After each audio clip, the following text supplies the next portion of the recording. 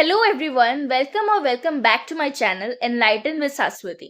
हमने हमारे last video में एक टाइप के बारे में पढ़ा था एनार्किज्म का, दैट इज एनार्को सिंडिकलिज्म। आज हम एक नया टाइप पढ़ने वाले हैं, that is all about pacific anarchism. तो पैसिफिक एनार्किज्म को शुरू करने से पहले मैं बोलना चाहती हूँ कि आपको ये पूरा वीडियो देखना होगा, क्योंकि मैं नोट्स के साथ साथ कुछ एक्स्ट्रा एग्जांपल्स या एनालॉजीज भी देती हूँ, जिससे आप बिना समझे पूरे कॉन्सेप्ट को अच्छे से स्ट्रेंथन नहीं कर पाओगे। तो इसलिए please watch the full video and please like, share and subscribe. So let's begin without any further adieu. In contrast to revolutionary anarchism, Pacific anarchism stands for abolition of the state in a peaceful manner. देखो, अगर हमें Pacific anarchism को अच्छे से समझना है, हमें literally Pacific का मतलब क्या होता है वो समझना होगा। हम कभी कभी वर्ड यूज करते हैं किसी को पैसिफाई करना, या पैसिफिक वर्ड हम ज्यादा यूज करते हैं। पैसिफाई या पैसिफिक का मतलब क्या होता है? एक शांत तरीके से, मतलब पीसफुल तरीके से। तो इधर वही है, हमने पढ़ा था रेवोल्यूशनरी एनार्किज्म। रेवोल्यूशनरी एनार्किज्म में क्या होता था? वो चाहते थे कि हम स्टेट को हटाएंगे but through the help of revolution. एक रेवोल्यूशन करेंगे जिससे कि हम स्टेट को हटा देंगे। तो वो था रेवोल्यूशनरी एनार्किज्म।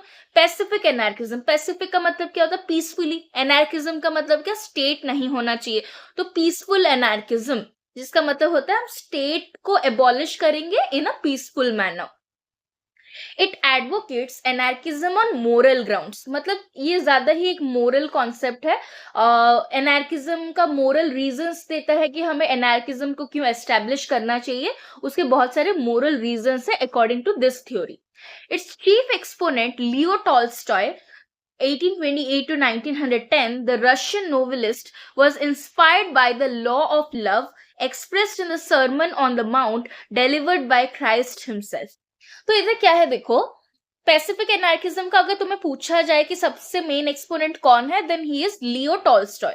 वो एक रशियन नोवेलिस्ट थे और वो किससे इंस्पायर हुए थे? एक सरमन था जो कि क्राइस्ट खुद डिलीवर किए थे, that is Sermon on the Mount, जिसमें कि द लॉ ऑफ लव बोला गया था। तुम पीसफुल को लव से मतलब रिलेट कर सकते हो कि लव जब हम बोलते हैं वो पीसफुल एक तरीके से होता है, तो उसी से ही वो बोल रहे थे प्यारे तरीके से या पीसफुल मैनर में हम एनार्किज्म को लाएंगे।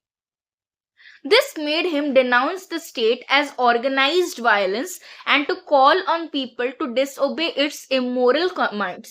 तो इससे क्या हुआ? लियो टॉल्स्टॉय ने स्टेट को रिजेक्ट किया। वो सोचते थे कि स्टेट एक ऑर्गेनाइज्ड वायलेंस है, तो हमें स्टेट के सभी कमांड्स को मानना नहीं चाहिए, मतलब इमोरल कमांड्स को मानना नहीं चाहिए जो कि हमारे मोरल के अगेंस्ट में हो। हमें रीजन के साथ अच्छे से सब कुछ देखना पड़ेगा और पीसफुली ही हमें एनार्किज्म को लाना है। So he called on the people to disobey the commands which are immoral.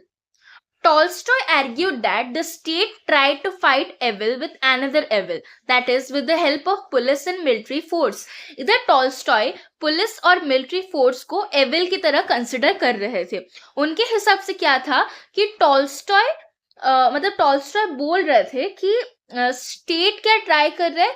वो एक बुरे चीज को हराने के लिए दूसरा बुरा चीज मतलब ला रहा है। मतलब अगर एक्सप्लॉयटेशन हो रहा है या ऑपरेशन हो रहा है तो वो एक बुरा चीज है, और उससे फाइट करने के लिए भी वो पुलिस और मिलिट्री फोर्स को ला रहा है जो कि उल्टा वो और भी ओप्रेस करते हैं। तो वही बोला जा रहा है कि state is using an evil to fight another evil, जो कि गलत है अकॉर्डिंग टू लियो टॉल्स्टॉय।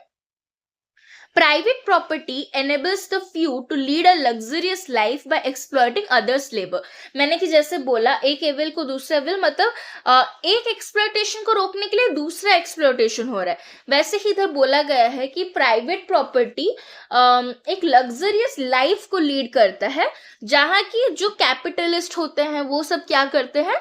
दूसरे के लेबर को एक्सप्लॉयट करके खुद का प्रॉफिट वो लेते हैं। तो इसलिए द प्राइवेट प्रॉपर्टी को भी वो मना किया, क्योंकि मैंने ऑलरेडी बोला है anarchism is the combination of liberalism and Marxism. Liberalism के हिसाब से वो कैपिटलिस्ट को मना कर रहे हैं, प्राइवेट प्रॉपर्टी को मना कर रहे हैं, और मार्क्सिज्म के हिसाब से they want a stateless society and classless society.